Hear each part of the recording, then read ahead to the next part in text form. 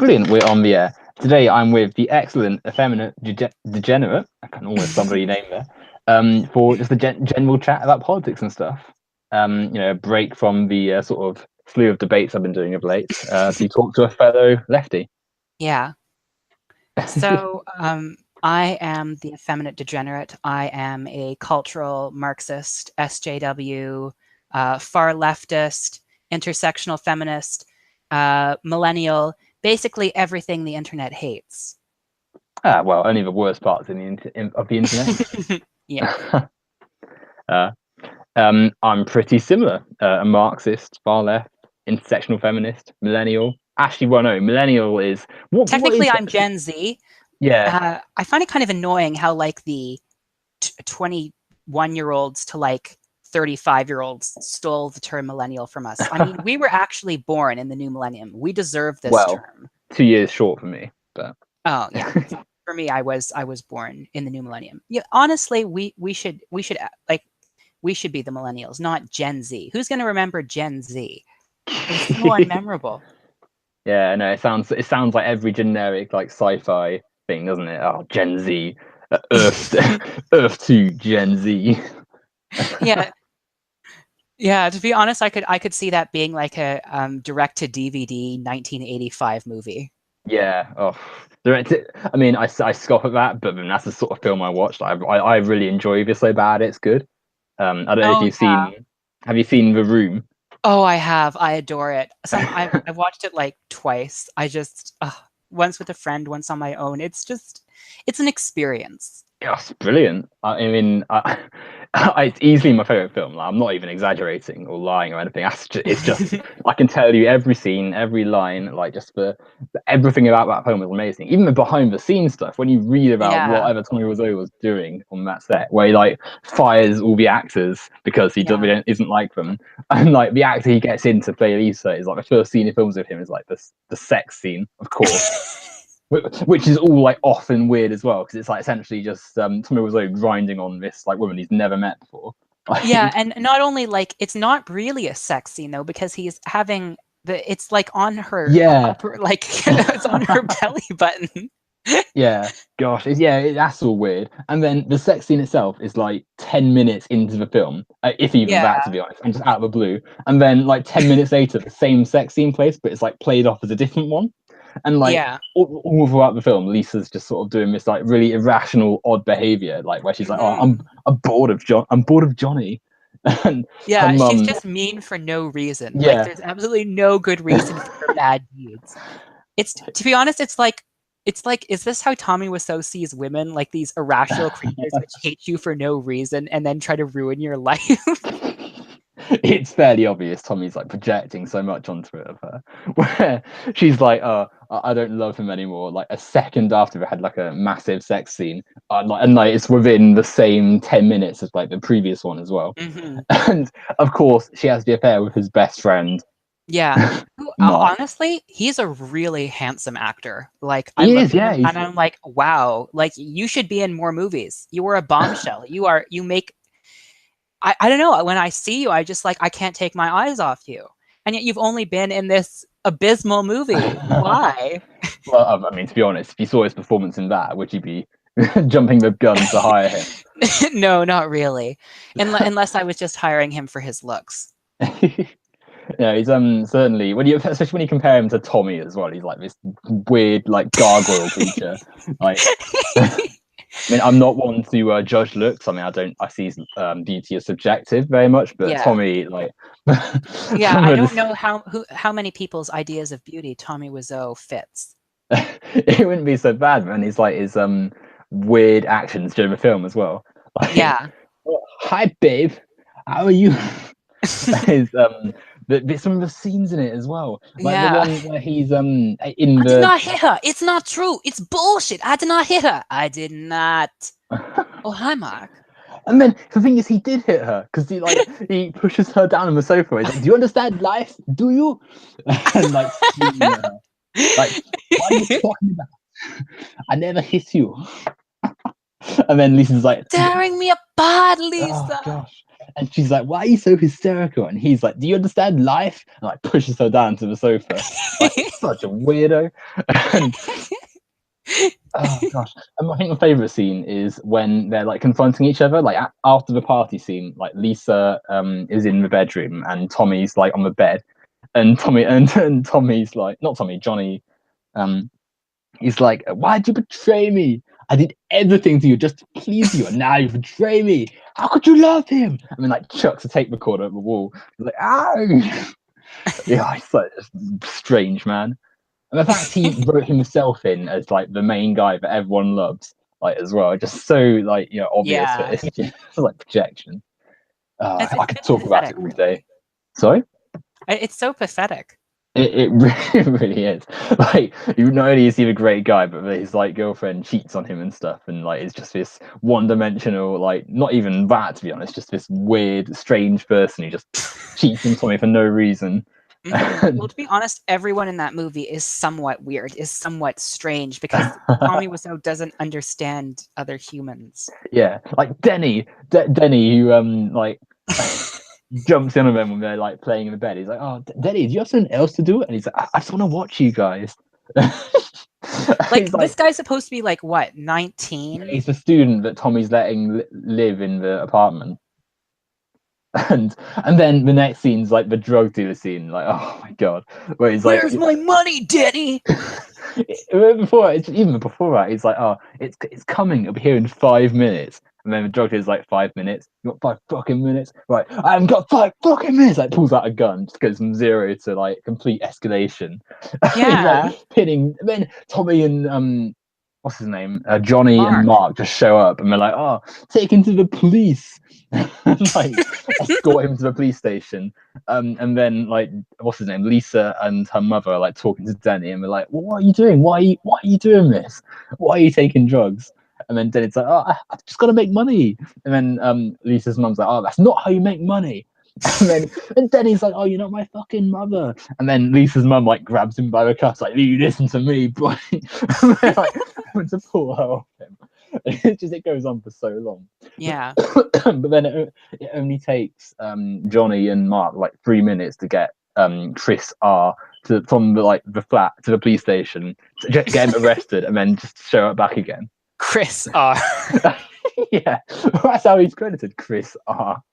Like, R, what does it stand for? Like, and his name is not even ever mentioned. Like, they never say, "Okay, Chris R." It's just, he's just some random guy. Yeah. And they're, like that they're whole... meeting on the roof of the apartment as well, and it's like the same apartment that they live in. It's like, how did he even get in there? Who let him in? Yeah. Oh gosh.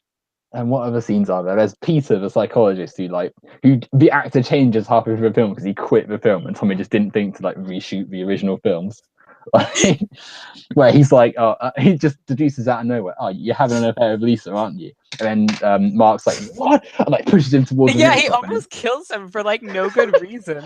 Yeah, and then like a minute passes, and we're like, he's like, "Oh, sorry," and then they just walk off. And we're just gonna forget that he tried to kill him. Like, it never happened. And then the scene where they show up in the tuxedos, and you think they're about to get married, and then they play football in the alleyway. And then what he says, like, "Two's company but three's a crowd," or something like that. And then they try and persuade Peter to go and play football, and they're like, "Oh, please," and Peter's like, "No, I'm not doing it." And then we go, and then they do the cheep cheep cheep cheep cheep. And yeah, like you said, it's in an alleyway, like, and there's just cars driving past and just playing football in tuxedos. Oh, and then I can't remember his name, but it's like one of the characters.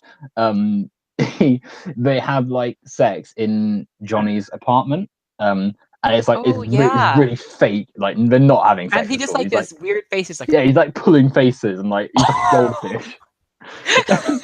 There's a MeUndies scene where he's like, "Oh, I did a massive blunder. I left MeUndies in the apartment." Yeah, and then he has to go back and get them while the mother is still there and visiting. And by the way, that mother visits like 5 times to say the exact same thing in each scene. He's like, "Oh, Johnny's such a great guy. He's gonna pay for your life." And then Lisa's like, "Oh, he hit me." And then she's like, "Oh, stop that." he's like, oh, he started drinking again and he hit me. And then Mo was like, Johnny doesn't drink. It's like he hit your daughter's like, oh, my boyfriend strikes me, and Mo doesn't even care, and it's never mentioned again. And then the scene in the alleyway where the guy who gets the totally fake blowjob, it's like he says like, oh, he's explaining that story to them, and then Mark shows up and like pushes him over, but it's not like it's not meant to be a pushover. It's like, oh, he stumbles into him, but they're like completely stood still. He just like stumbles into that person, and then it just falls over from nothing. It's like, I've gotta go, because it's like he's supposedly and he has really to like go to the hospital. Like, how fragile and weak are you? Your bones are made of paper. It's just like lightly shoved over. He's like, I gotta go, and then like everyone else just leaves as well to go and like escort him to a hospital. Oh gosh, every scene in that film, and then the scene at the party as well. Oh my god, like what Mark and Lisa decide now's the best time to like have their seductive. And they do like this little cat fight where they're like, yeah, because out of nowhere, the whole film, right? Johnny's been all like, "Oh, Mark's my best friend." Every single scene, Mark, you're my best friend, Mark, and I love Lisa so much. And anyway, how is your sex life? Oh god. And then the party scene, Mark and Lisa are seductively dancing just in front of everyone, and then Johnny's like, Lisa, you're my future wife, what are you doing? And then Mark's like, oh, maybe she changed her mind about you, Johnny. And then Johnny's like, well, since when do you give me orders? And like shoves him. It's like you said, like cat fighting. And then Mark's like, leave my girl alone, just out of the blue. He just says that in front of everyone, and like people are supposed to still like him afterwards. Yeah, like it making it completely obvious that you were cheating. Yeah. And then Mark's like, oh, don't worry about it, man. And then Johnny's like, don't touch me, motherfucker, get out. Like Johnny pushes him into a door. And then they're trying to pull him apart with Mark, and there's this random person we've seen in like one scene before starts like screaming, "It's over! It's over!" And then Johnny's like, "It's not over. Everybody betrayed me. I'm fed up with this world," and like puts his like hand back and like strops off to his room. Oh god, it's such an amazing film. Yeah, I like honestly, we could talk about it for hours and never get down to anything else. Yeah, but I kind of want to bring the conversation around to your thoughts on some of the recent controversies that have been running around Twitter.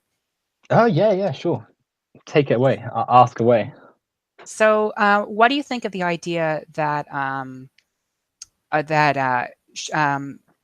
showing your sexuality publicly on an 18+ account is pedophilia?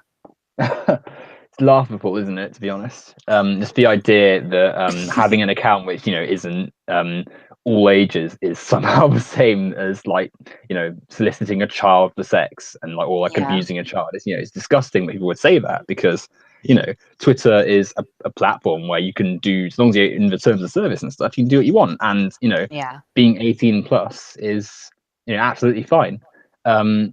But you've got these people who are so sex negative, who are so like redactive and quite traditionalist and conservative really in their views about sex. But when they see someone posting perhaps +18 pictures, they're like, oh well, this is the same as abusing kids. It's like it clearly says in someone's profile, oh this is +18 account. It's not like they were going around spamming it everywhere. They're just they've got their own account, they can do what they want with it. That's the the purpose of the free platform. And you've got these people like essentially dog whistling pedophilia as like a harassment technique to just essentially drive people off the platform who they don't like, and using the fact that they happen to be quite sexually positive about stuff and quite open with sexuality as a cover for that. Yeah, and they invent like these really weird terms to battle against, like the horny left. I was called a member of the horny left. I'm an 18-year-old virgin, and I've never pictured, like, I've maybe posted one picture of myself on my Twitter account. Like you said, like the name alone, just farcical. The horny left. What does that even mean?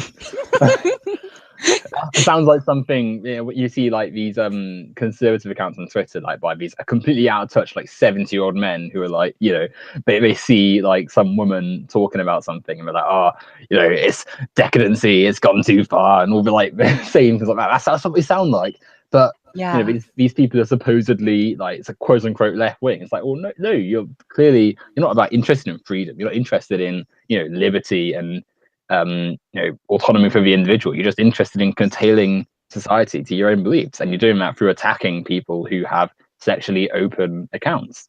Yeah, just as a means of control and exerting your own influence. And I don't know, like it's gotten so ridiculous. Like like like, and I think the one of the weirder things about it is it's just like this socially conservative position with a radical veneer. It's a sort of the similar thing like with TERFs. Like it's a criticism of the progressive ideas on gender from a supposedly radical perspective. But when you actually look at what they're saying, it's pretty much identical to what the far right is saying. And the TERFs admitted as much. They're like, oh, you know, the people I agree with most on Parliament on the trans issue is the far right. It would be hilarious if it wasn't so dangerous, I think. You know, these people, like you say, just like suppose, oh yeah, we're radical, and it essentially just goes as far as a title. It's meaningless because you look at what they're saying, and it's like you said, exactly the same as the conservatives, the fascists, the people who want society to return to what it was 100 years ago. Yeah. Like, you know, people who have clearly not thought about this beyond, oh well, this is tradition, so this is right, this is the way, without ever bothering to sort of stop and think, oh well, is it good to have society based around some very old-fashioned and reductive views? So yeah, like you said. Another interesting thing I note about like traditionalists is that they tend to use the appeal to nature fallacy a lot. Like, well, it's natural. It's just the way things are. You know, it seems kind of steeped in their idea that because things were a way, it means they should continue to be a way, that this continuity is natural and justified.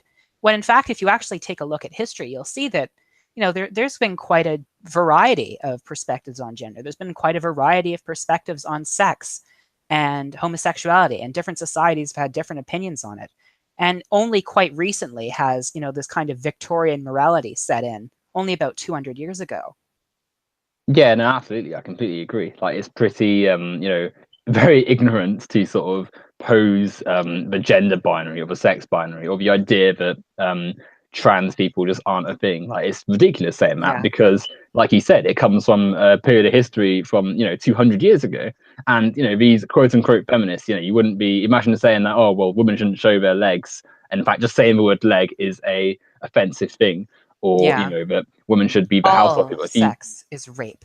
Yeah, things like that, you know, or you shouldn't have sex outside of marriage. All these things come from the same mindset and could easily, you know, the same people could say, oh, well, tradition means that we should do these things, but then we wouldn't agree with that. But then suddenly when it comes to trans people, it's like, oh, we must adhere to, this is the way it's always been. And like you said, erasing previous societies. So it's a very Western centric idea. And it's not like, you know, nature, even if you were going to say, oh, well, this is the way nature is, well, nature changes all the time. You know, are we still the same things that, you know, were found thousands of years ago? Yeah, like, we're very different from our ancestors. Yeah, exactly. But we arose in like Ethiopia. Yeah. And you know, it's not like when the first human, like, you know, arose, but like had a book in them and it said, oh, there's only two sexes. Sorry guys, you're male or female. I hate to break it to you. Like, no, that was ridiculous. Humanity existed and people put their ideas on sex and gender onto it.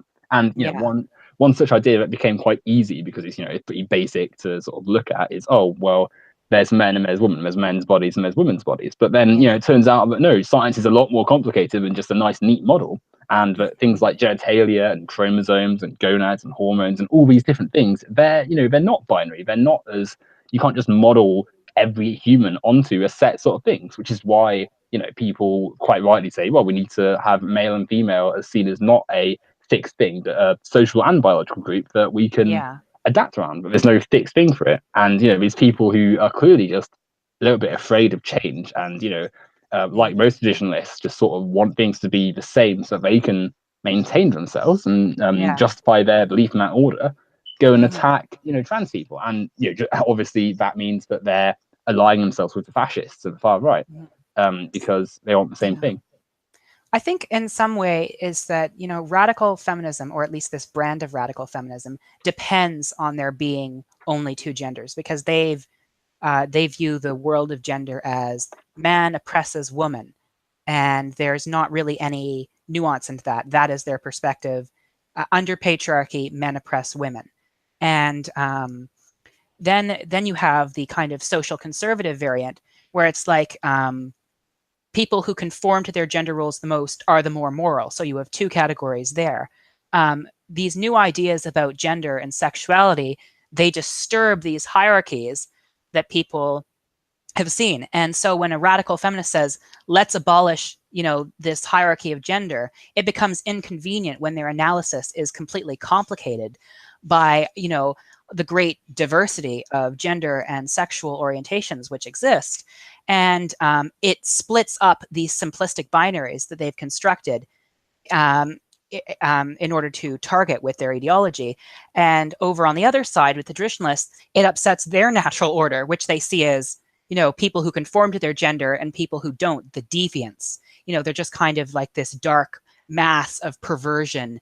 And, they kind of group all the things that they don't like into this. So it includes fairly banal things like being transgender or homosexual. And it also includes like darker, more dangerous things like bestiality, necrophilia, pedophilia. And they just kind of lump them all into this one dangerous category. So if you don't conform to your gender role, if you don't, adhere to the norms of society in terms of sexual relations and how that's supposed to be, then you're part of this kind of dangerous, perverse class. And so both TERFs and social conservatives have an interest in preserving a binary perspective on the world. And so that's why they're so hostile to trans people. I think that's a really good analysis, actually. Yeah, no, I've struggled to see what I'd add to that, to be honest. Yeah, like you said, you have people who've defined the conditions of their position. Just quickly, I think there's a little bit of an echo. I don't know if it's on my side or on your side. But let me try and lower. Oh, is that better for you? I think so. Yeah. Are you going to show the chat your pretty face, or are you going to keep it off for today?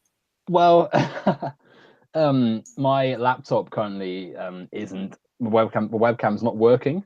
Which is a bit of a shame. That's such a shame. Yeah, it's always annoying, isn't it? Yeah. I think I just need to reboot one of the drivers. But if I turn the camera on, it shows a grey screen with like a little cross through the camera, which obviously means it's not working. Yeah.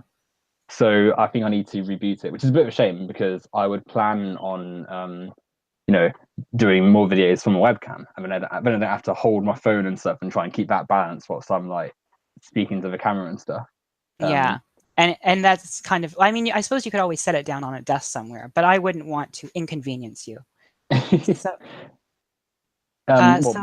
here in the chat, Cultural Boomerist mentions Sockdem Raven, who was the one that started the whole kind of necrophilia controversy, or is like, it's not immoral to have sex with dead bodies or something. Oh gosh. Now I think, like, for one, it's fairly oh gosh, cough in my throat now. It's fairly obvious that necrophilia is a gross thing. But because so many people saw this obviously awful opinion and started laying into them this like one account, it sort of became what looked bigger than it actually was. It's like, yeah, it was just like everyone made fun of this guy who had like 100 followers. Yeah, and it's like all you've done is spread the idea around loads. So now it seems like, oh, necrophilia is this big issue on the left, but really it's like, oh, it's this one account who maybe like one or two people agreed with, but you've just blown up. I think it was like 20 people, even though their tweet like had hundreds of replies. Yeah, it's like if I started having this like protest outside saying, "Oh, everyone must eat yogurt all the time, bin all the other foods." It's like it's absurd. No one's going to agree with me. But then all of a sudden, I'm given like a platform on like a massive like Question Time or BBC or something. Yeah. And then suddenly it's like, "Oh, what we're going to do about the yogurt eaters and stuff." It's like it's no movement. It's just you've blown it up so much that everyone's just talking about it, and it seems like there's a big problem when there really isn't. Yeah, It's a bit like actually, that. that's an interesting transition because I think it's an interesting topic how liberal media outlets shine a spotlight on the alt-right and promote and help to promote their views. Like Nigel Farage, about half of his Twitter followers are fake.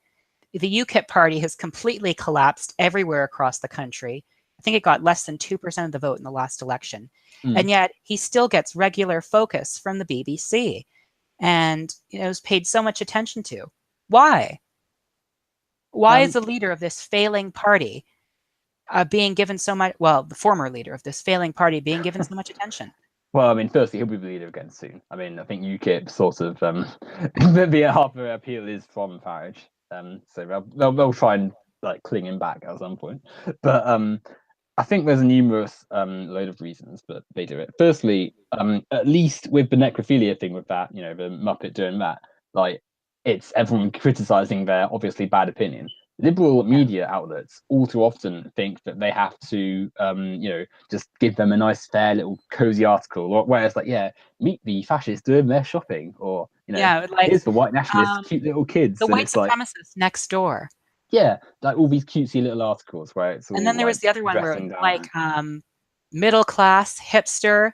These are the fascists of the internet age. Yeah, it's like it would be funny if it wasn't so dangerous. But I think Yeah. we've got to consider that liberals are fundamentally capitalist, and Yes. they're a platform that wants attention, that wants the clicks, because if Mhm. they And if they know more that the far right is something that generates yeah, interest. they get that interest, of controversy, they get more money essentially. And it's a bit different with BBC because obviously they're state funded.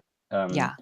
but at the same time, more clicks does mean more attention and more justification for Funding. more money put into it. So it is ultimately still boiling down to the fact that they want to make money, they want to have more capital, as they Yeah. are capitalist. But what you're saying is very true. That the fact that these liberal you know these liberal platforms exist, and they're essentially just giving this free airtime to fascists to just broadcast their filth across society. That's really helping them. You don't get such a powerful, seemingly presence of these people if they're not given every other opportunity. Um, However, I think at the same time, the difference between liberals and leftists. I mean, Yeah. I'm not a massive fan of the word. Slight deviation here. The word leftist is a bit of a pet peeve of mine. I don't know why I don't like it, but it just doesn't Mm. flow off my tongue as well. Well, I think it could be because like it's kind of been co-opted as an insult. No, it's like Yeah, a little bit. leftists do this, leftists do that. And like there's nothing really wrong with it. All it indicates is that you are a proponent of ideas that fall on the left side of the political spectrum, feminism, socialism, that sort of thing. Yeah. Um. Yeah, I suppose you're right. I mean, I guess I just don't know why it doesn't flow as easily for me. Um. But anyway, like I was saying, at least when people on Twitter, were criticizing it, whilst with the necrophilia thing, that was obviously a little issue blown far too high. Because I don't think that's a major issue. However, with other things like with the far right, when it's people, socialists and stuff, and critiques of politics, actually digging into the ideas and taking them out and deconstructing them and sort of exposing them for the fascist garbage that they are, that is good. That's important because too many Yeah. people don't have the political, knowledge or experience Hmm. to recognize it. So, Yeah. And when mhm. when they're Go ahead. sorry, okay, thank you. When there's a fascist saying something like, "Oh well, we got to look at our immigration. We can't accept everyone in." We can look at that and think, "Oh well, what are they really saying? Are they saying, oh well, we got to look after people, or are they not caring about those people in the nation and just sort of wanting an excuse to hone in on brown people essentially, Yeah. or are they just wanting to demonize people who've done nothing wrong to continue the plundering of the third world for resources and stuff? Yeah. um you know and that sort of critique and attention is good because that's like actively making people aware of the far right and their Yeah. tactics. But when Hmm. it's just some clueless not too adept liberal, just sort of giving a cozy interview to a load of people. Yeah, and like, oh, isn't it interesting how you have such unique political opinions? Yeah, like treating it as though they've like got a different favorite color, like as Yeah. if someone said, "Oh, my favorite color is turquoise," after like a load of basic colors were listed, and they're like, "Oh, it's so unique." It's like that's what annoys me with liberals as well, where it's like, "Oh, everyone's got an opinion. You got to respect Yeah. that." It's like, well, no, Why are you so disrespectful of another person's opinion? No one should be targeted with violence for a political opinion. I'm like, yeah, it's like it's fascism is not just like a political opinion. Like fascism is inherently violent. Fascism is about, exploiting racism, sexism, all the prejudices and the deepest, darkest problems in society in order to sustain capitalism in its most brutal form and to justify totalitarianism. exactly, that's exactly right. I couldn't put it better myself. You look at the situation in society, and yeah, fascism is, like you said, just those things, exploiting discrimination and bigotry and lowering those standards to further the extraction of profit, to commodify not just the world, but people itself. Look at, oh, well, you as a black person are worth less, therefore it is justifiable to extract more from you, from putting Yeah. people in prison to work on like $1 an hour for McDonald's or something, and etc. But yeah, the idea that opinions are just all these little tokens, and like you can just anyone can have them and anyone should be accepting of them. It's just nonsense. Like it's not as though you've like picked a favorite color or picked a favorite type of car. It's Yeah. people's actual lives. Yeah. Um, Who will be affected by your opinions.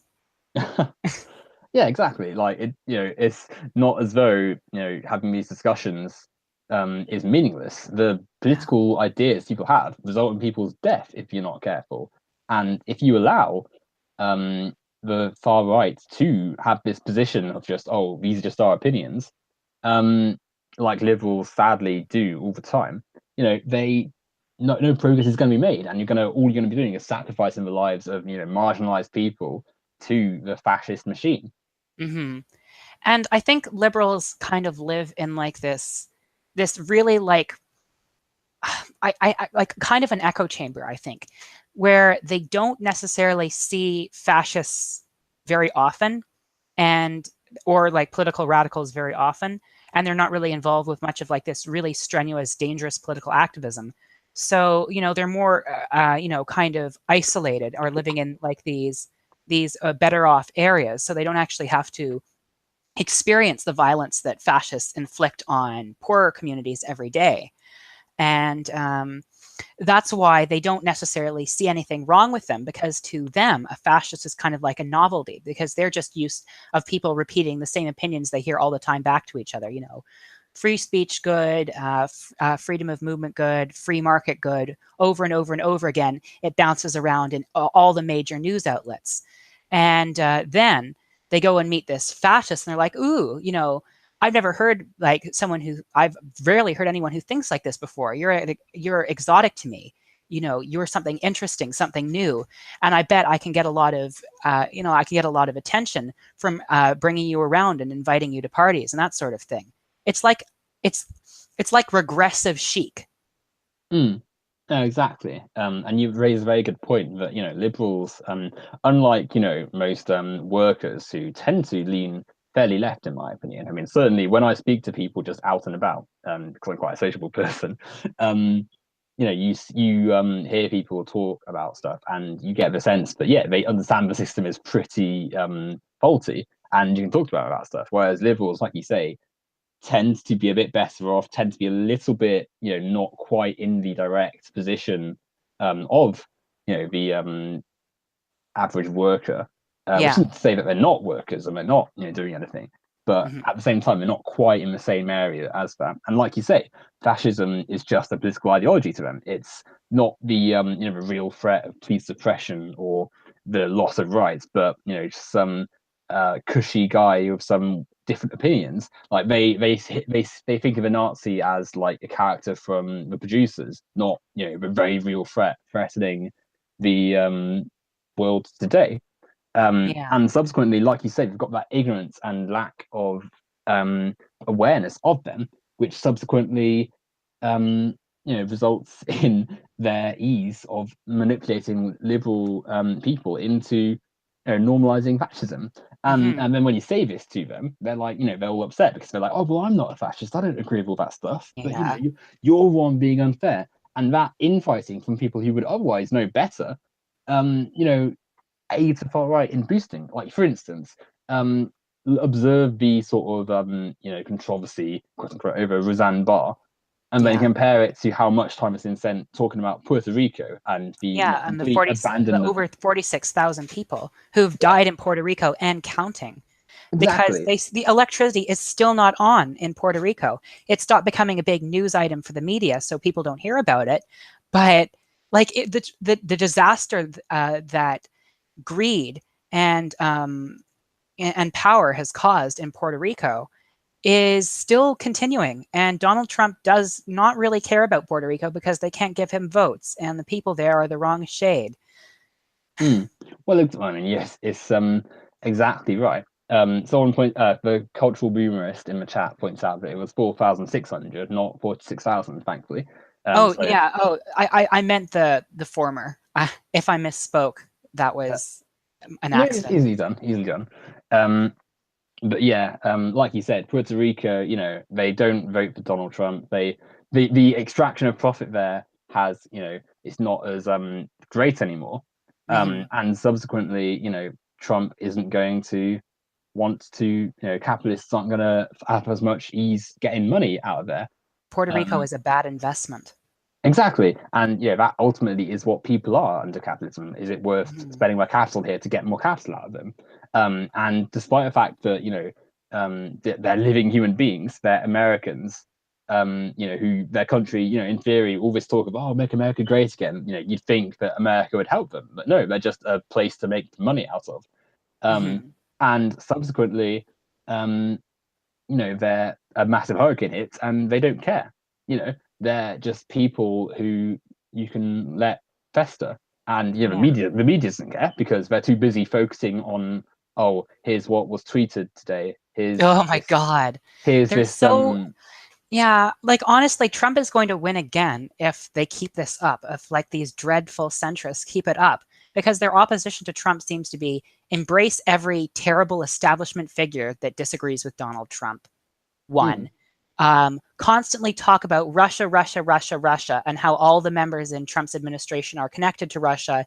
And if you see a Russian around Washington, that's bad. That means it's a Russian agent. And just Russia, Russia, Russia nonstop. And also, three, continual criticism of like, ooh, the Bernie bros. We need to run more centrist, more moderate candidates, which have greater appeal. That's the thing as well. The Democrats, such an ineffective, rubbish party because it's not as though people like love Donald Trump. It's not like people, like, oh yeah, we support Trump. No, Trump is not a popular politician. But the Democrats are such a milquetoast, rubbish party with so little effect to the average worker that it's not surprising lots of people just don't vote. Like you imagine, Hillary Clinton, who didn't even campaign in, half the states that would need to win.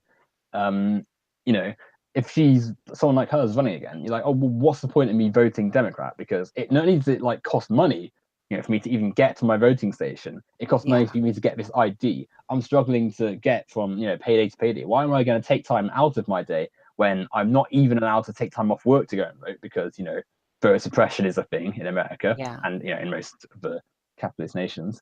Why am I going to waste all this time trying to vote for someone who's not even going to affect me at all?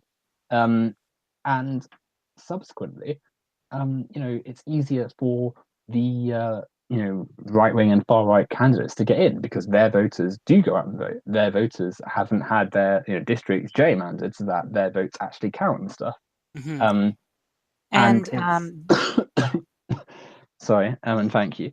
And that is ultimately why liberals are so poor at this. And it may hurt for liberals to hear this, but their good intentions ultimately, what do they contribute to? Nothing. They don't understand why people don't vote for someone just because they aren't as bigoted as the others. And that's the thing as well. They're not. It's not as though they're the good and the far right are bad. The far right are bad, but liberals, are just they're not as bad, because you look at like some of the stuff they say. They're still happy to dump off their waste and stuff elsewhere. They're so happy to have this capitalist system leaving workers in destitution and healthcare for profit and stuff. And maybe they have the odd like opinion where it's like, oh well, we should be caring about people, but it only comes when they think it's popular to say that. They don't do anything substantive. And like the whole ICE disbanding ICE thing only recently gained prominence because of this whole scandal over like the Trump administration losing all those refugees. Yeah, like they don't, it's like, oh, when Trump's doing it, it's bad, but that's only because he's the red, and when it's Blue Obama, doing it's like, oh, it's just the process. It's like with the not deportations, with warfare. George Bush, awful person, destroyed the Middle East, but so is every president for generations. But then when it's Obama, it's like it's not spoken about as much. And when you speak about it, it's like, oh, you're going against the cause. It's like, well, no, what kind of cause is that if we're just going to support someone just because they're blue? And it shows you why, liberal ideas about this are so poor, because it's like, oh, well, you got to be blue or red. You got to be one or the other. And if you're not, then you're just, you're apolitical, you're lazy. It's like, no, well, I'm not apolitical. That doesn't mean that I'm gonna sit and say, oh, well, I support one of these awful imperialist parties when they're doing so much bad. And just because the Democrats aren't as bad, that doesn't mean that the Democrats are good. That means that our system is terrible, and offers a choice between capitalism and slightly lighter capitalism, and the horrors that entails. And another thing about liberals, and especially like the Democrats, they seem to think that giant societal problems like patriarchy and white supremacy can be changed by changing the face of the bourgeois class. Like by saying, oh, we need more women CEOs, we need more women political candidates, rather than recognizing that these hierarchies, that the dominance of white men in these hierarchies is not the problem. It's a symptom of the problem. The problem being white supremacy and patriarchy, and their refusal to actually tackle problems that are affecting everyday people living under these systems. Instead, it's an attempt to create creating a privileged, a new privileged class of, making the face of the bourgeois progressive and putting some nice, pretty colors on it will fix the problem and make people, work harder and have more of an aspiration to succeed. Absolutely, yeah. Like you see all these people being like, oh, we have more female CEOs than anyone else, and it's like, well, what does that do to the women who are being, paid essentially nothing, no maternity leave, no workers' rights, they can't do anything really, and have to also compete with the patriarchal views forced on them by society. Having a few wealthy people at the top of society be a bit more diverse does not mean anything when they are essentially just figureheads for the system, and just way of the system saying, oh, we're not that bad, we've got black people and women and gay people at the top of our society, so how we got these problems. And it's again, it's a way of liberals, trying to do good, but ultimately ignoring the societal problems that exist, and sort of not having to realize something about the system they endorse. Like for instance, what if Hillary Clinton's president? What's that going to do for the women with no maternity leave, with women who don't have the same protections that they might be afforded if they were a man? Which isn't to say that there are different laws necessarily, but there's clearly that attitude towards them in society of oh, well, you could be a mother, so I'm not going to hire you, or you are a mother, so you're not deserving of a wage. The expectancy that women dedicate their time to the home, the unpaid labor of the household wife. Women do like 90% of housework. And where's their recompense for that? Oh, it's just expected because you're a woman, so that's your role. All those things aren't addressed by the liberal approach to feminism and stuff, or like having an actor paid loads, like, oh, Jennifer Lawrence should be earning as many billions as someone else. And oh my god, they talk about it so much. I'm like, honestly, like, why am I supposed to care about one privileged person earning slightly more now? or Yeah, equal to another privileged person. This matters not a whit to me. This is and not like my feminism. yeah, exactly. And like, that you could perhaps be talking instead about the woman in the third world who Yeah. American neoliberal policies have, ruined the lives of to make their corporate masters over in America billions. For instance, you look at Hillary Clinton's policies in Honduras, where, the left-leaning left-leaning government was overthrown and replaced with a, much more traditionalist right-wing regime, and Yeah. subsequently women's rights, the women's liberty movement went back, regressed, like they're actually doing now. Sadly, we can't see that on the main screen because I'm talking. But, Yeah. yeah, like you said, nosedives. Suddenly, workers' rights plummet because it's a neoliberal capitalist regime all of a sudden. So they, workers' rights go out the window to make more profit. Protections in the workplace, they're scrapped so that workers essentially can have as much profit squeezed out of them as they can. That's what Hillary Clinton did, as part of her administration's policies, both with Clinton and Obama. Yeah, supposedly she's a feminist and supposedly she's all these great things. And it's like, no, we got to realize that if we're going to improve things society, it can't come through a system of exploitation and abuse. It's got to come from the workers themselves. And as part of liberation from capitalism, we have to liberate ourselves from other forms of oppression, like, racism, like sexism, like homophobia, transphobia, all those different things. Yeah.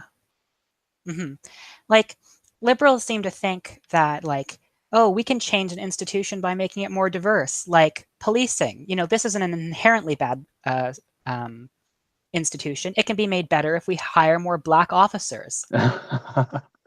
Yeah, it's like, Uh, oh, tell that to Trayvon Martin, who's dead. yeah. Would a black officer who would have still shot him have made any difference? It's like, Like, it doesn't matter. Like, Black people can participate in white supremacist hierarchies. Like, there were not that many, but there were Black slave owners. mm, And that's and still a racist system. That's still a system of control. It's still, it's still white supremacy, even if Black people are participating in yeah, it. It's just Black people trying to gain status from white people by exploiting by exploiting other Black people and being like, hey, look, I do it too. I'm cool. Am I in? yeah. And like, I love it when, well, I don't love it, but I find it interesting when like these people are like, oh, well, there are black slave owners too. That means that slavery isn't racist, and it wasn't racist, and there's no racism now. And they're like sort of desperately reaching to try and find any sort of defense of it. But they ignore the fact that slavery of the ilk that we saw, in the slave trade and stuff was Yeah. created by the capitalist class to make more money, essentially, by saying, oh, well, this race, this the idea of race came about because people wanted a way of extracting more profit from black people. Mm-hmm. They It's like it's much easier to maintain control over a population when they're divided. No, exactly. And you can just, instead of having people say, "Oh, well, this is a bit weird having this slave race. This is a bit odd," you say, "Oh, well, actually, genetically, black people are worse. They've got all these Yeah. studies, and obviously because of the time, you're not going to question that hierarchy. You're not going to quite, no one's got the tools to peer review a paper.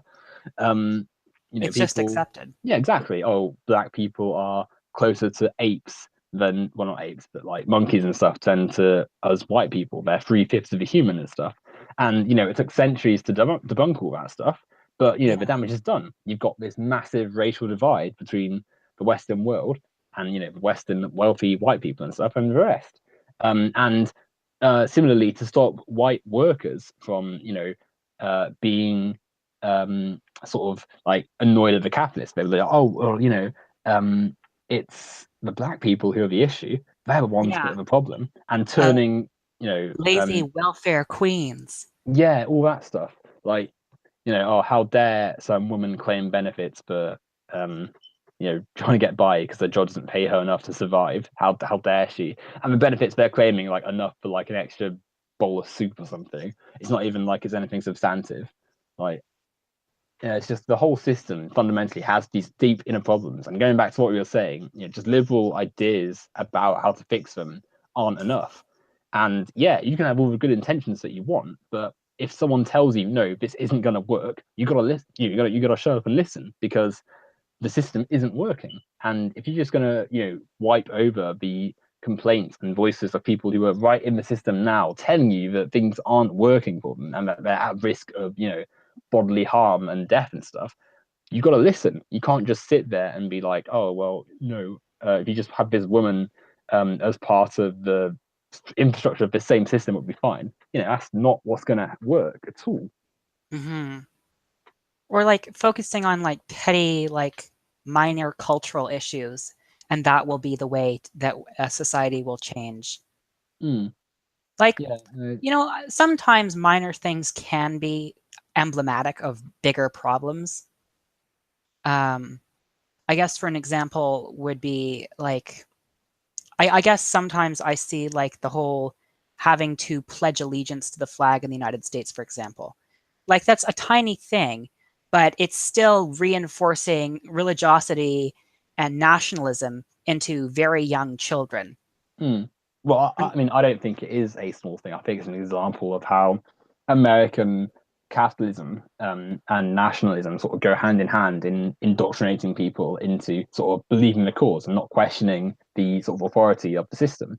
So, for instance, America, this country, which is, up until very recently, being segregationist, apartheid, got no essential rights for certain subsets of society, all these different problems, poverty, worker suppression, global imperialism, but somehow Yeah. you've got to respect that flag, and people people are more upset about the flag being disrespected than the rest of society being in a poor state. Like, people Mhm. will literally drive you off the internet if you burn that flag, or even just like not salute to it and stuff and pledge the allegiance.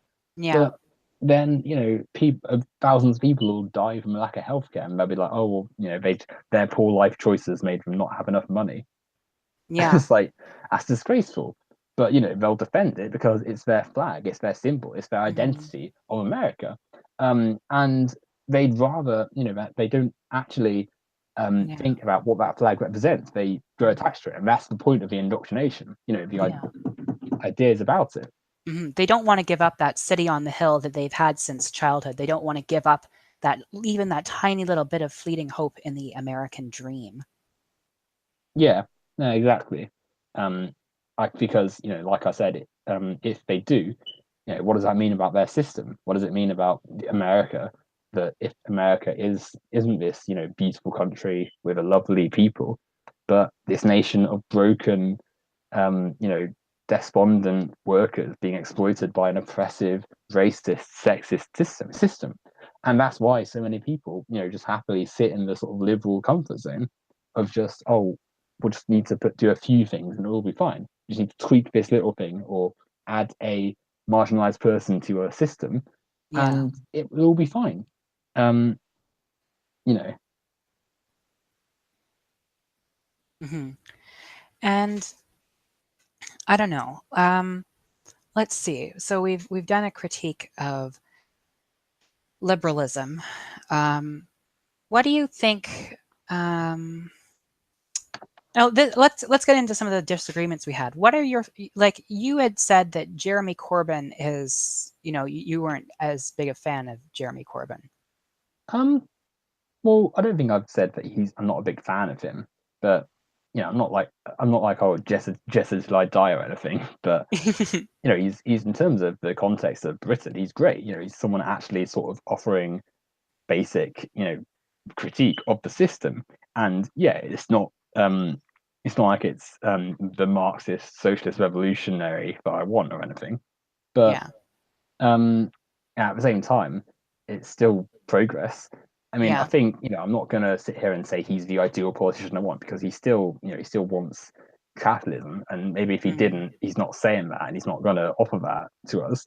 But in terms of what he represents for the country, when you compare what Labour have had for decades prior to that, the Tony Blairs, Gordon Browns, even Ed Miliband's, that's not at all um that's Corbyn is a massive step forward from that, Yeah. offering actual policies for real change, like renationalization, like Yeah.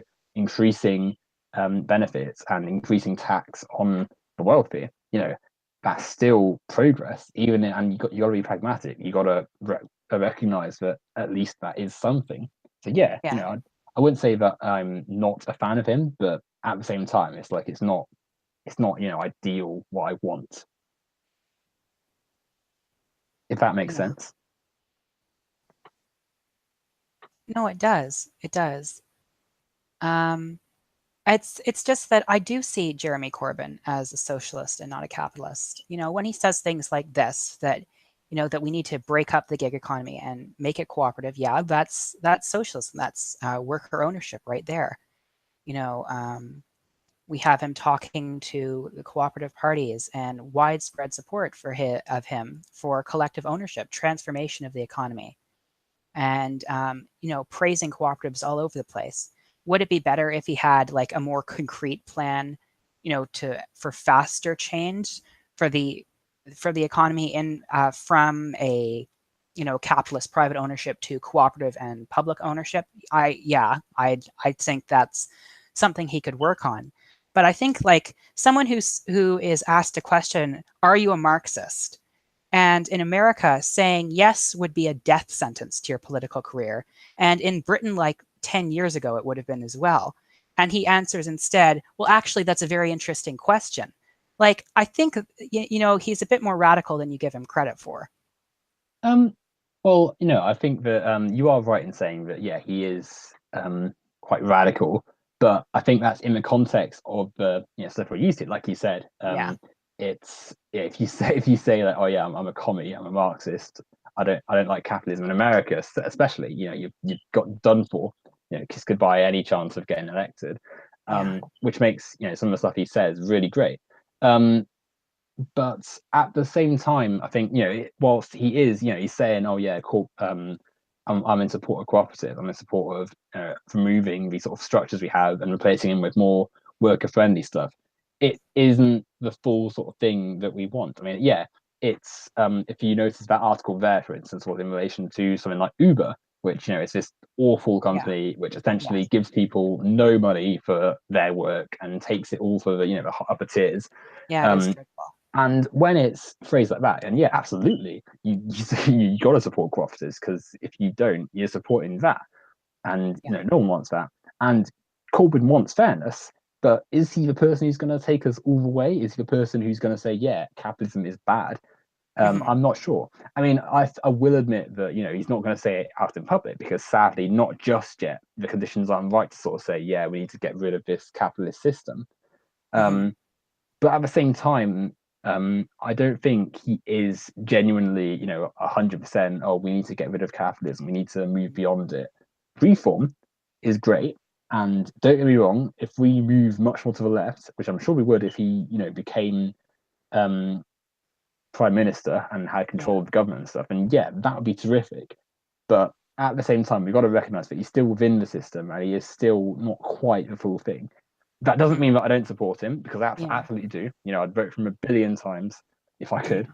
But I don't think he's a socialist in the same sense that I am. I don't think he's, if you said to him, oh, you can get rid of capitalism today, would you? I don't think he would say yes, sadly. I think he would, be nice about it. He'd be like, oh, we can make it much fairer and stuff. But I think he'd still keep the, integral components, which is why I describe him as a left-wing social democrat rather than a socialist. So like so he'd say, oh, the problem isn't necessarily private ownership, but like the rich get away with too much and they don't pay tax. Yeah, it's like imagine you've broken your leg. It's like if someone said, oh, you can have a nice hotel to yourself and a nice room and all your food catered for you and all the nice stuff. So it's like it's gone above just like putting a plaster over it, but the problem is still there. The socialist thing would be to actually fix the broken leg. What Corbyn's doing is making it much easier and much nicer, and it's definitely a step up over like being chucked a cast and sort of being told to put it on yourself and stuff out in the wilderness. But your leg's still broken, and it's going to take more than just social democracy to heal it, especially in the sort of world we're in today, where we're sort of running out of time to change our policies before the world becomes a much worse place. Yeah. I will say that I think Jeremy Corbyn is a socialist because he's given his support and his encouragement towards cooperative enterprise to public ownership. I don't think that public ownership is necessarily socialism. I think it's cooperative ownership. It's worker control that's really socialism. And I would definitely agree with you that he's not as radical a socialist as the both of us probably are. Of course. But I think that radicalism, that's sort of part of the whole point of socialism, really. It's the radical, rejection of the current system we've got. Yeah. The rejection of not just capitalism, but the idea that a social hierarchy of ruling wealthy people onto the masses is legitimate. And whilst I think Corbyn, he is gonna make things better for people like me and you, the workers of the world, people who don't have all these fortunes and stuff. He's gonna make it easier. But like he said, is he going to reject the fundamentals, like private property? Is he going to say to a corporation, right, it's not fair for you to own all this land. This is worker. This is going to be worker owned now, and you're going to relinquish your control? Would he do something like end the wage labor system where profit is extracted from the workers' labor and handed essentially all to the boss? Is he going to address all those things? I don't think he would. And yeah, it's one thing saying, oh, cooperatives, nationalization, all those things, but whilst you have the state as the thing managing all of that, I don't think be described as socialism, because that's not workers, that's people in the government doing all that for you.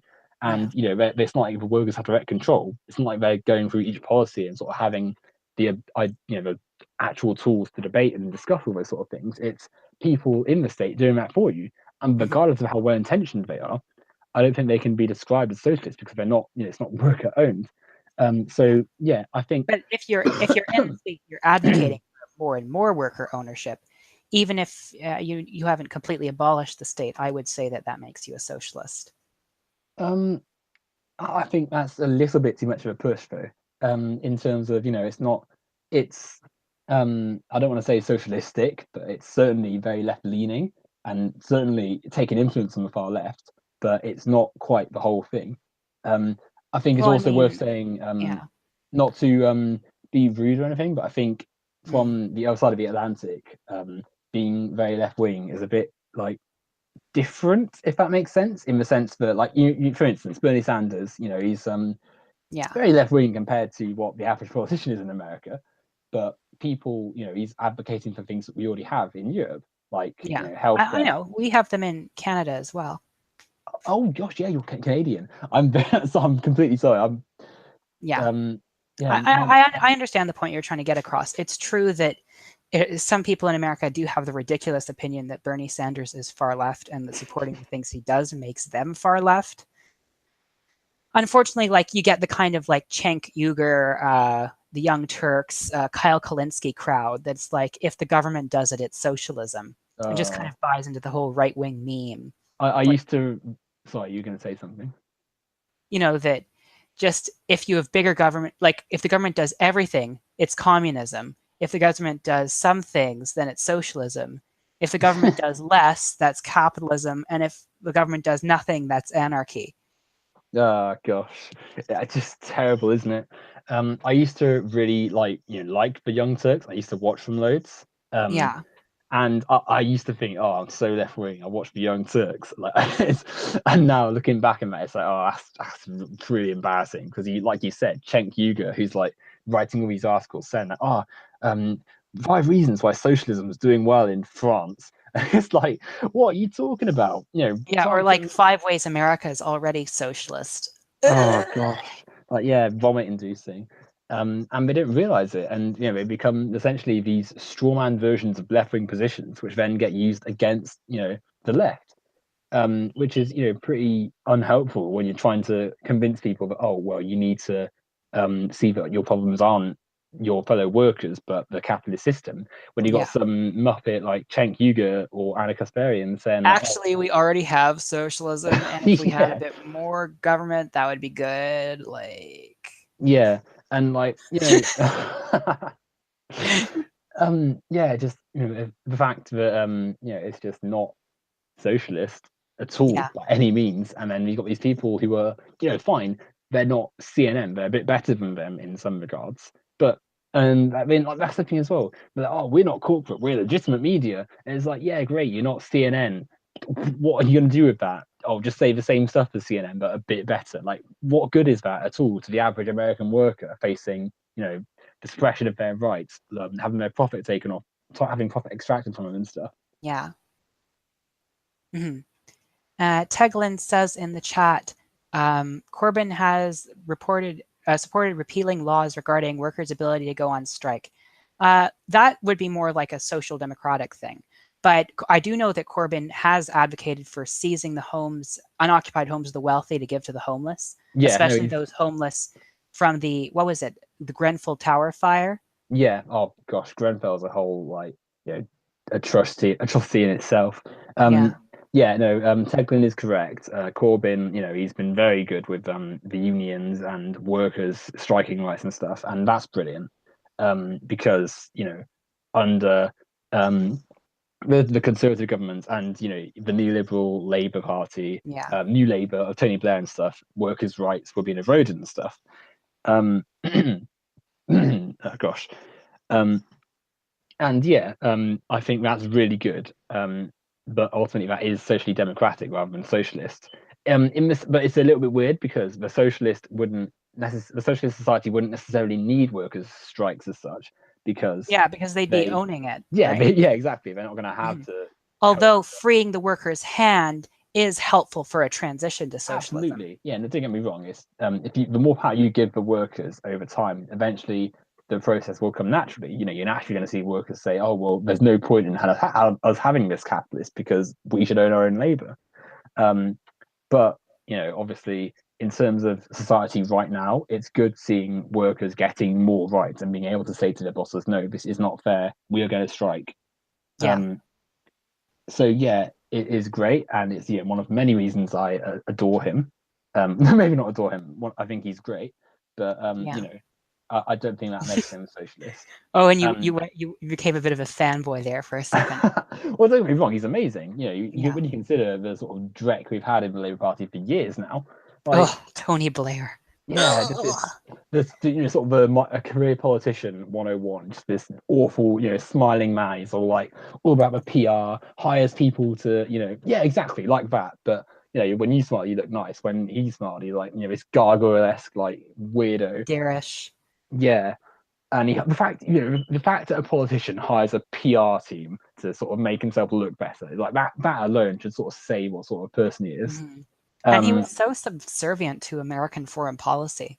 Yeah, well, because he basically had the same views. Like, even within the neoliberal Labour sort of administration he had, they were sort of saying to him, "Oh, it's a bit, should we be buddying up to George Bush and his sort of conservative traditionalist government?" And we're like, "Oh yeah, it'll be fine," because ultimately, Tony Blair's a capitalist and he sees something like Iraq as a great opportunity to, we can get oil, we can control their markets. We can install a regime that benefits us as capitalists. That's ultimately why these things happen.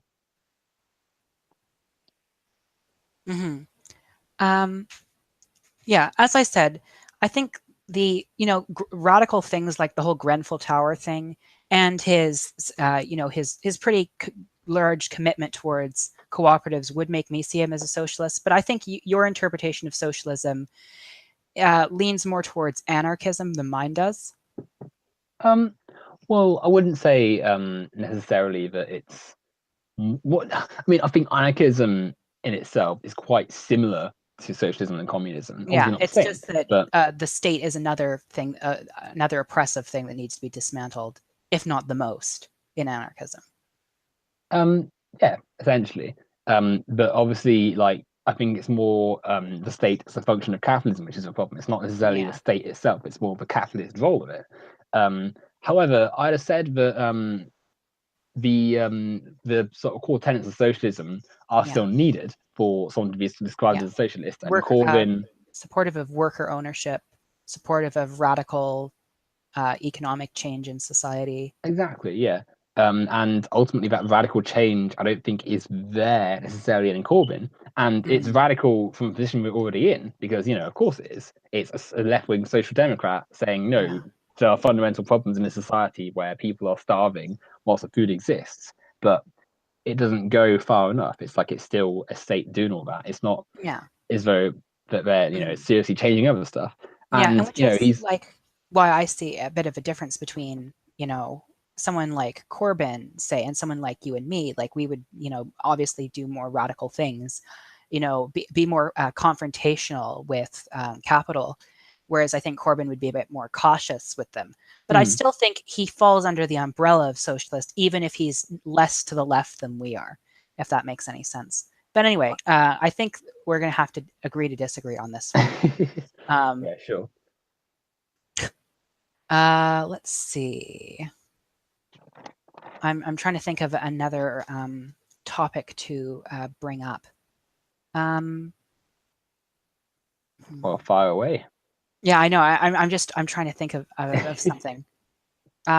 Oh yeah, fat phobia, fat shaming, and fat phobia and fat shaming.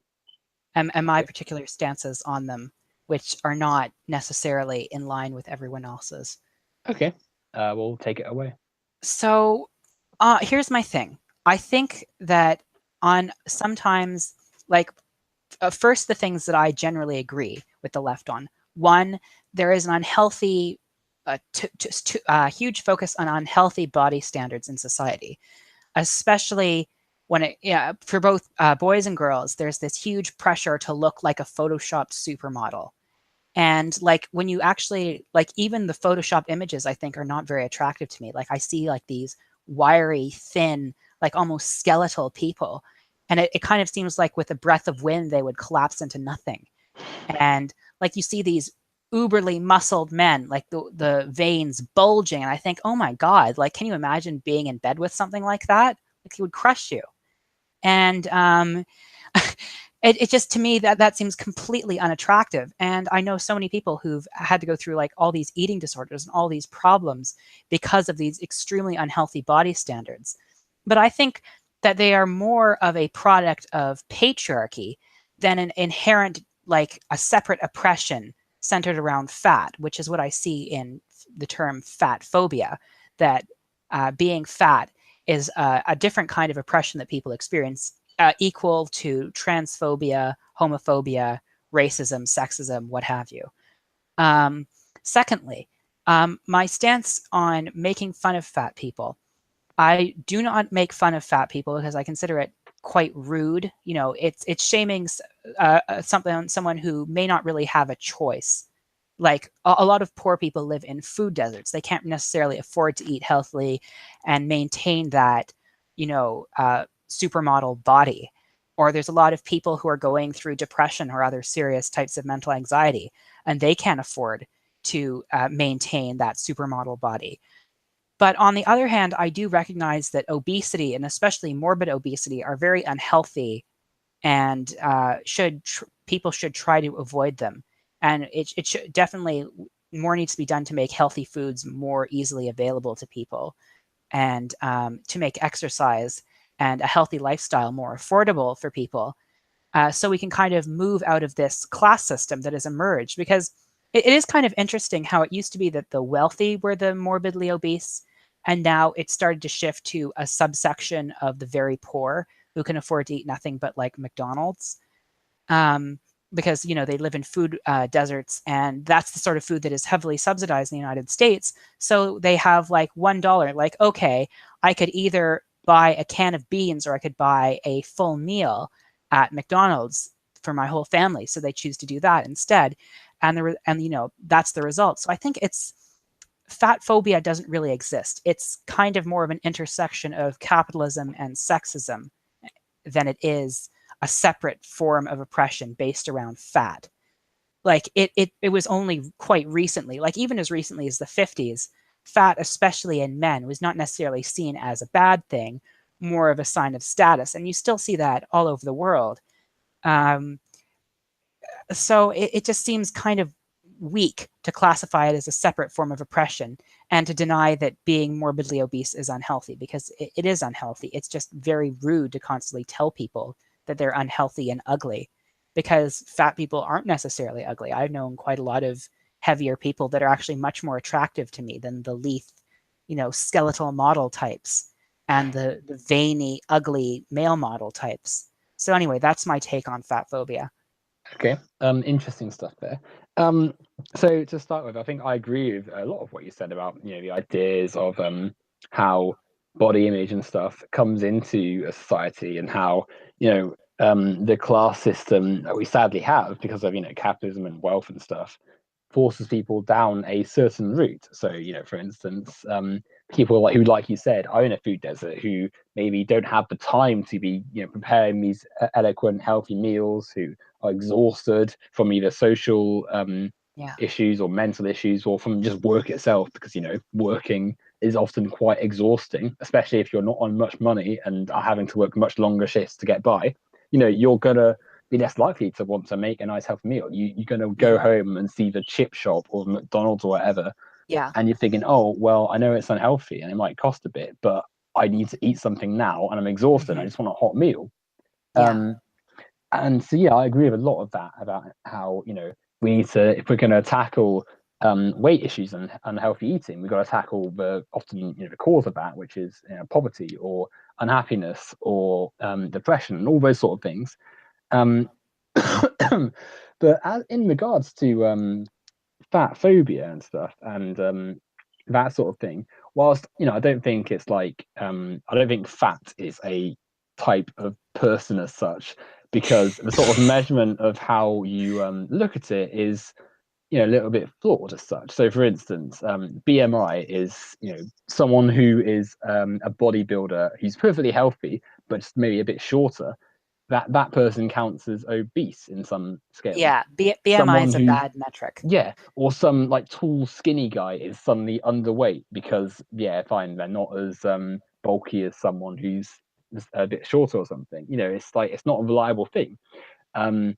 It's not something that should be used, yet is often cited as an example of someone who's morbidly obese. I think when we talk about fat phobia, though, it does sort of come under body image and stuff, but it's often quite irrational, because people say, you'd be like, oh, I don't like fat people because they're unhealthy, but the same person is drinking loads and smoking loads and eats like processed meat and stuff, and loads of things like that. So it's like just oh, because well, you it's have a good obviously, metabolism doesn't mean the junk you're putting in your body is any better for you. yeah. So it's like, if it was about health, then you'd be a pretty strict person on like what you were looking at, but it's not. It's just about body image. So in the sense that some people are essentially, oh, you're judged as fat, therefore you're bad. When no, maybe you've got a slightly bigger belly, maybe you're a bit stockier, maybe you've got some chin fat, but that's about it. In terms of like that, I don't really see the justification for it, and therefore I can sort of see why some people, use the term fat phobia. I mean, it's hardly as though like it's a major thing for fat people to sort of say, oh, well, it's a bit unfair for us to be seen as these like subhumans in a way, which I get the impression lots of people do. Like, you see all these horrible Facebook posts, for instance, of like, wouldn't want to touch that on a beach or something, and it's like some overweight Land person. whale ahoy. Yeah, like awful to him, like land whale. It's just such a horrible thing to say. Because ultimately, yeah, fine, maybe it's not healthy, or maybe it doesn't look what we normally expect, but it's their body. Let them do what they want. And I think to Yeah. to devalue someone based on that is so, unpleasant and Oh, it's super. unnecessary. And that's not the same thing as saying, oh, well, just be obese because it's healthy and it's good. No one, I don't think people are saying that, but There are probably some are. people that are like, we should just accept fat acceptance. And I have a problem with fat acceptance. Like, I'm pro body positivity in the sense I believe everyone should have love for themselves and love for their bodies and respect themselves and not hate themselves because of their body. But fat acceptance seems to be that, well, I'm always going to be fat, so I can't change it, and I shouldn't really do anything to change it. People just need to accept that I'm fat. And like, But yeah, I will never mistreat someone because they're obese, but it's like when I see someone who's like morbidly obese after like, say their like husband broke up with them and they're going through a really difficult divorce, and I see them pack on like 50 to like 100 pounds. to me, that's like as concerning as developing like a drug habit. Like, it's not healthy. That doesn't mean I'm going to be like, oh, you're ugly, you're a fat ass, you're a, you know, a lardo or something like that. But I will like, oh my goodness, like, are you okay? Well, I can understand that. But I think there's a difference there between fat acceptance, in the same like what we're going with here. So Yeah. if a person, is considered fat, if they aren't harming anyone else, then what's the problem really? Yeah, fine. They could be a little bit healthier, but that's their own choice. People smoke and do drugs and drink and all those other things. That doesn't, that's not. We're not. Um, it's hardly as though that if they're forcing on people to do it, that's the issue. But if it's just like one person is a certain size, then that shouldn't be something they're ashamed for, which is I think where fat acceptance comes into it. So, for Mhm. instance, if someone who's large posts pictures of themselves online, that's just someone posting pictures of themselves online. Yeah. It's hardly as though they're saying, "Oh, here's my toddler. I'm feeding them like a Big Mac every day and like McDonald's." That's the issue. That's what the Yeah. problem would be. But that isn't what fat acceptance is. That's just them saying, "Yeah, we're normal members of society. We just look a bit different, maybe, and there's Mhm. nothing wrong with that."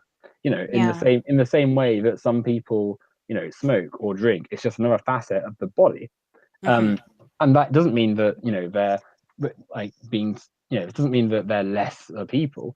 Yeah. If anything, what the correct response is, which sort of ties into our anti-capitalism, is saying, oh well, every single person should be able to have the information, access to the information about Yeah. their body. And so a doctor can say, yeah, if you don't want to be like this, then here's things you can do to be healthier. Or they can say, oh well, you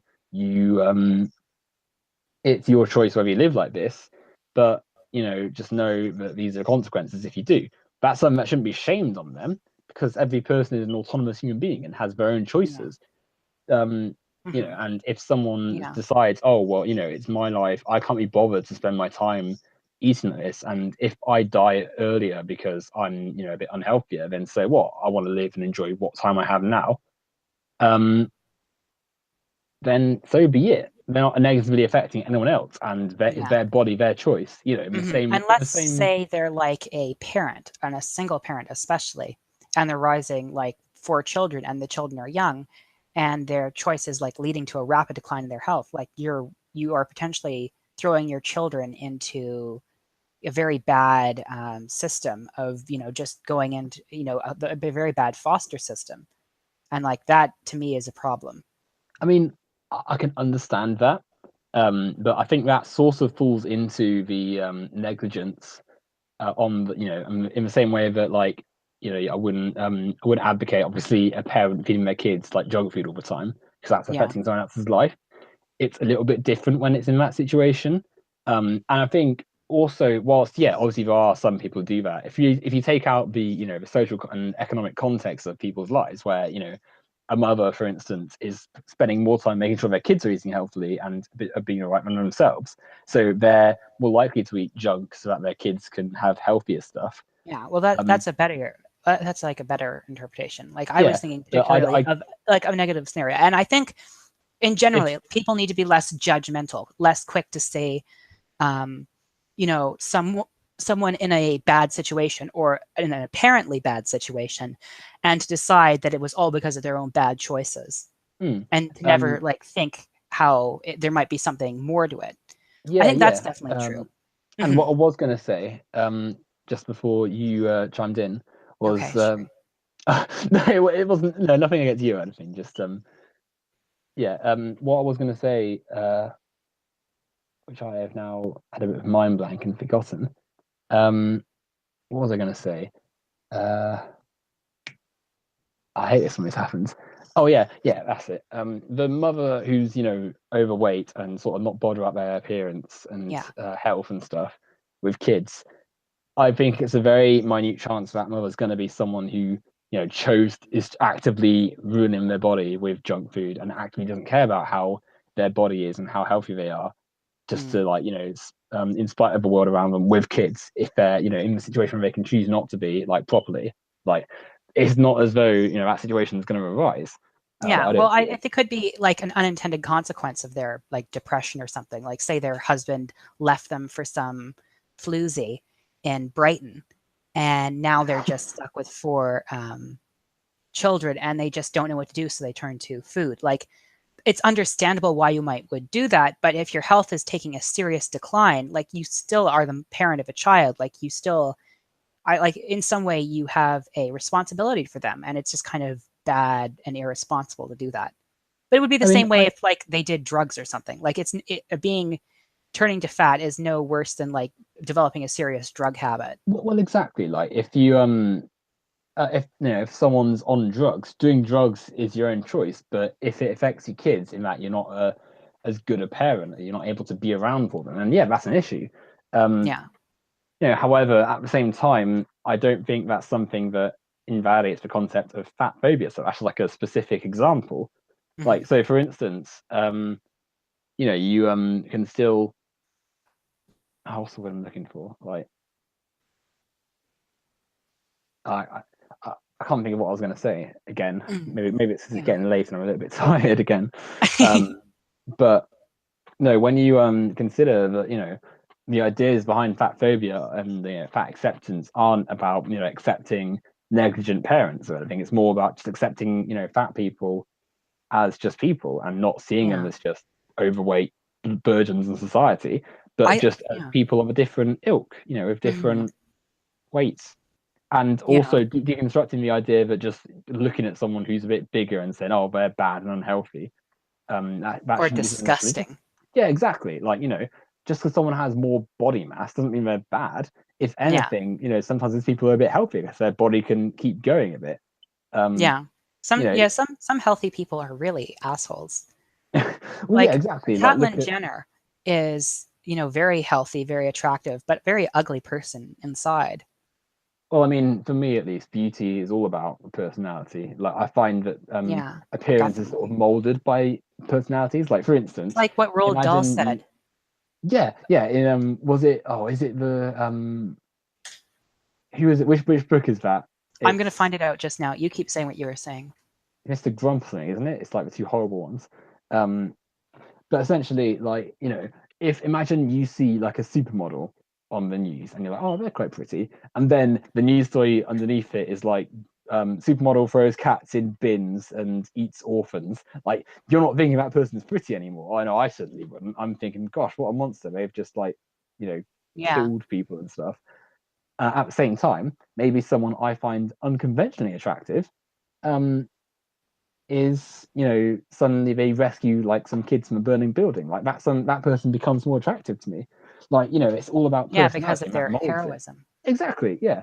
And it's the Mhm. same with anything really. It's like a left-wing person, that sort of person has inherent attractiveness in them to me because Yeah, they've got ideas which are good in my opinion, yeah, whereas it doesn't matter how nice a right-wing person may look, you know their ideas make me unappealing, make me think they're unappealing.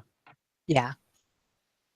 Because like no matter how beautiful Lauren Southern may be, the ugliness on the inside clouds the beauty on the outside. Exactly, yeah.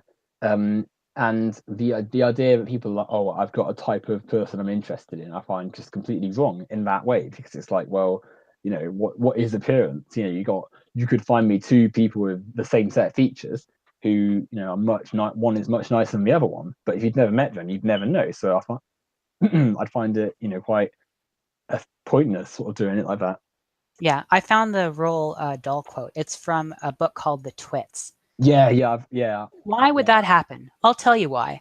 If a person has ugly thoughts, it begins to show on their face. And when that person has ugly thoughts every day, every week, every year, the face gets uglier and uglier until it gets so ugly you can hardly bear to look at it. A person who has good thoughts cannot ever be ugly. You can have a wonky nose and a crooked mouth and a double chin and stick out teeth, but if you have good thoughts, they will always shine out of your face like sunbeams, and you will always look lovely. Well, this has got me thinking that you should be narrating books as well as doing YouTube stuff. Oh, thank you. Well, I mean, just in general, you've got a very easy voice to listen to. Like, Oh, I'm it's nice glad and to hear it. soothing. So do you. You have a very attractive voice. It sounds very erudite. What word? Um, but yeah, yeah, like we were saying, just beauty, like, is such a subjective thing that there's no point sort of curtailing it, and fat people just fall into that, which is why people say, oh yeah, fat acceptance is a Hmm. thing, because like you see fat people being sort of derided just for being fat without any sort of caring for their health, because people Yeah. in other elements are fine. It Yeah. just comes down to how the person looks and Like ultimately it's kind of like the the beauty. concern trolling, like with Blair White, how she was like, "Oh, I'm doing this for their sake because I see them as unhealthy and I want to help them." But then all she does is mock them, obviously, for her audience to laugh along with her. Yeah, And like, how on earth does that help anyone? Like, you have not given them productive advice. If you were seriously worried about their weight problem, they were close friends of yours, you'd have it on a private one-on-one conversation and say, "Look, I'm not necessarily sure like this is going in a good place for you." And in a similar way that I would treat someone who was a friend of mine who had a serious drug addiction. However, what Blair White did was take a whole bunch of random people she never met and mock them mirthlessly so her audience yeah, could laugh with her, which I think is exactly. just very cruel. It's detestable. It's completely disingenuous, and like you said, it's just designed to so that a lot of faceless, anonymous people online can just laugh and leave mean comments and stuff. They don't care about health. If they were really concerned about it, they'd ask wider questions like, "Oh, how does the person, get to a state where they're unable to attend to their health because healthy food costs too much? Why does healthy food cost too much? Because it's held privately by people who essentially want to make it a profit and control the masses by pricing out the healthier foods and subjecting them to junk food, which will let them, be in a Yeah. worse place, not able to work as much, and thus have to accept lower paid jobs, which then obviously Hmm. make more money for the system, and that Yeah. ultimately is capitalism. But then a right wing person like Blair White isn't going to want that systemic analysis, so it's just, oh, you're fat, you're bad, ha ha ha. I'm helping him really though, like Yeah. it's just Well, it's so completely obviously valid just rubbish. that she's doing it for her own amusement. Yeah, no, it's just like if they genuinely cared, there's no way anyone would like just the idea of going through social media, picking off pictures and then putting it in like a slideshow for your followers to laugh at. It's just such an awful thing. Like, Yeah. but that's essentially the state of right Hmm. wing YouTube Yeah, today. I might do that if it was like a compilation of like bad opinions rather than like Yeah, well, looks. that's different. If it's like if it's like some racist or some bigot saying something, that's different to mock click. So you're like punching up. Yeah, You're because they have lashing out actually at done something protest. wrong. Like Yeah, there's nothing wrong with being fat, like morally wrong with it. yeah, a It's just person. unhealthy. It's like a drug habit. It's just unhealthy. Like, Yeah, like, and these people, they're not. It's not like they show like a picture of someone eating at McDonald's and you're like, oh, yeah, look at them, ha, they're unhealthy. Like, no, the whole joke is that they're fat, and that joke is therefore wrong because it's just laughing at someone's appearance. Like, mhm. it's no different. What we're doing is no different to showing pictures of supposedly unconventionally attractive people. Like, oh, you're ugly, haha. Like, that's it. That's essentially all the joke is. And there's nothing clever or witty about that. There's nothing intelligent. There's nothing engaging. It's just the laziest, easiest joke in the world you can make. Yeah, and a lot of it is also projection from these people too, because a lot of these people themselves aren't of the best weight or aren't conventionally attractive, and subsequently, instead of sort of thinking, oh well, there's nothing wrong with my appearance, they justify it by sort of lashing out at everyone else, hiding behind an avatar which isn't themselves, and then just being like, oh, look at these people, they're jokes, they're fat, let's laugh at them. You know, And then they're real, like they're fake, like they have like this fake, like muscular cartoon animal avatar with sunglasses, oh, and and a behind suit. it they're like some washed up person in their mid 30s Mm. ranting at teenagers online. Yeah, Like no, it's it's so pathetic.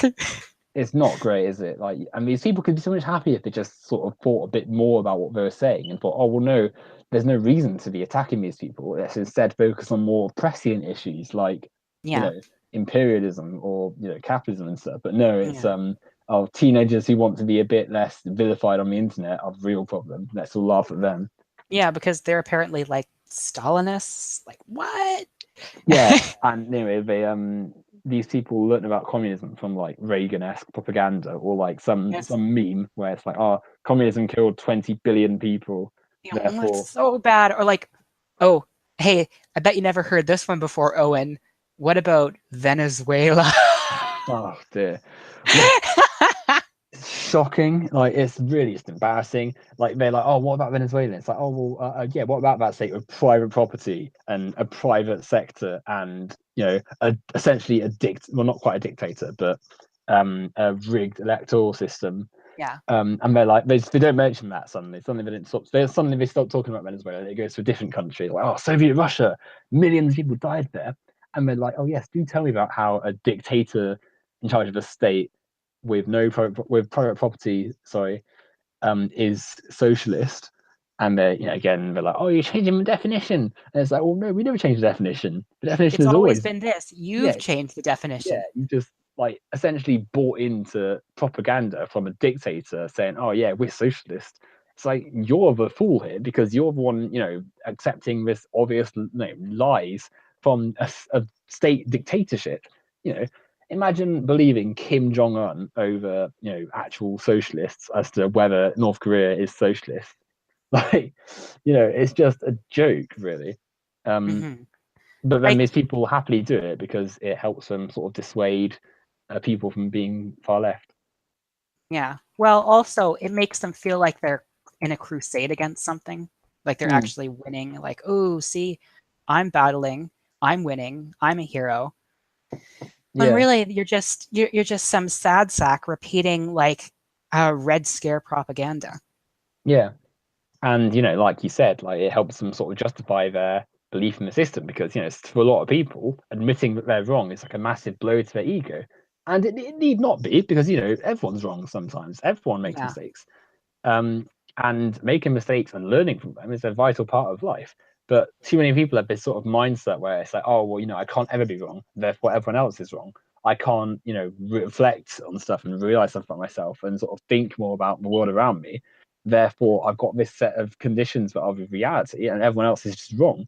Which is why you can, have a conversation where you're showing people stats and, you know, figures and graphs and accounts and just all these things demonstrating how there's serious problems with our system, and they'll still just say the same crap the next time you speak to them, and they won't have learned anything because if they have to learn, they have Yeah. to change themselves or realize, I'm not a great person if I'm just going to cling to this narrative that's obviously false.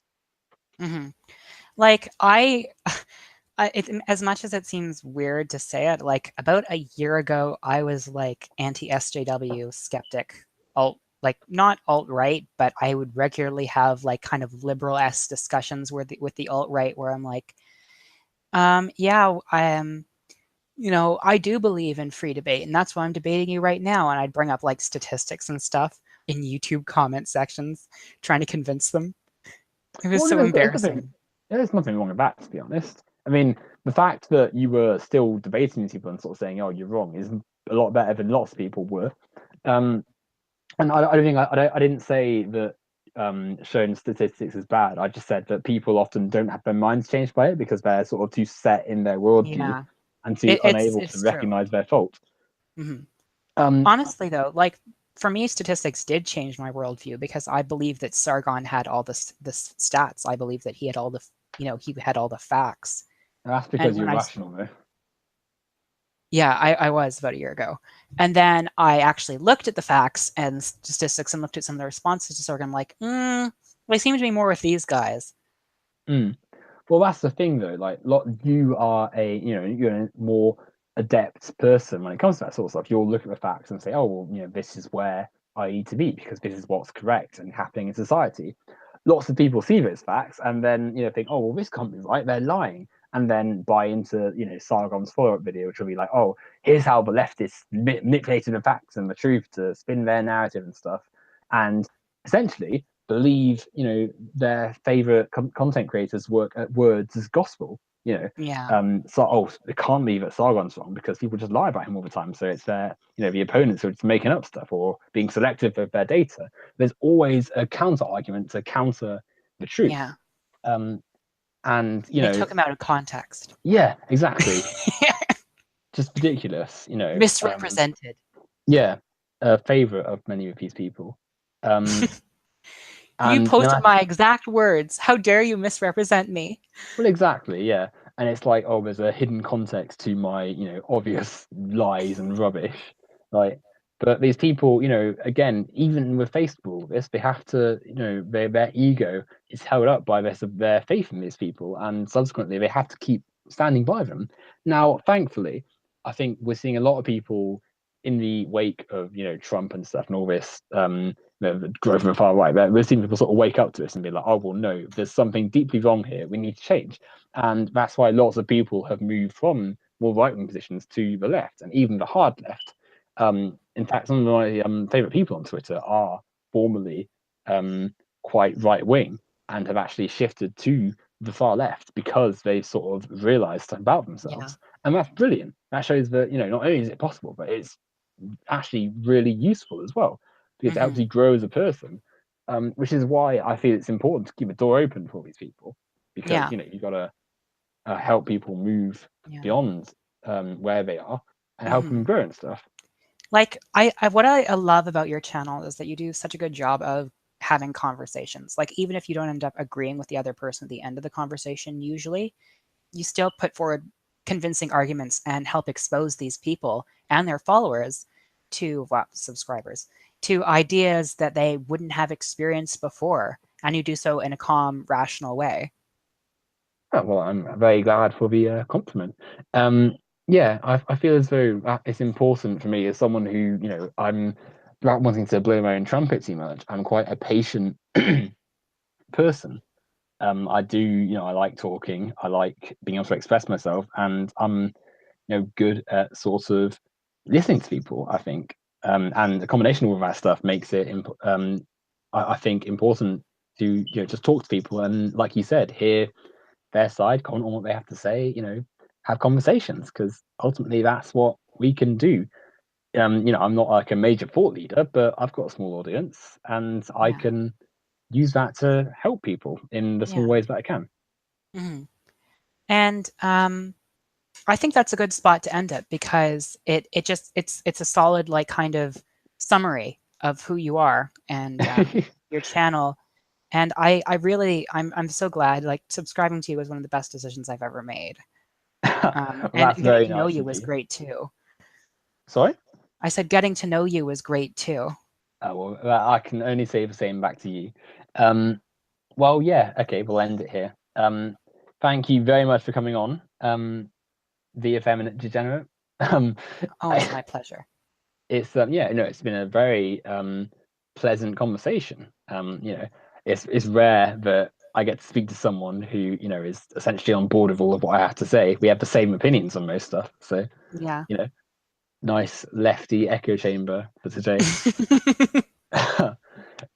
Yeah, thanks everyone for watching, and I'll see you all next time. Make sure you go and subscribe to the Effeminate Degenerate, by the way. I'll link her channel in the description and stuff. No, you're too kind.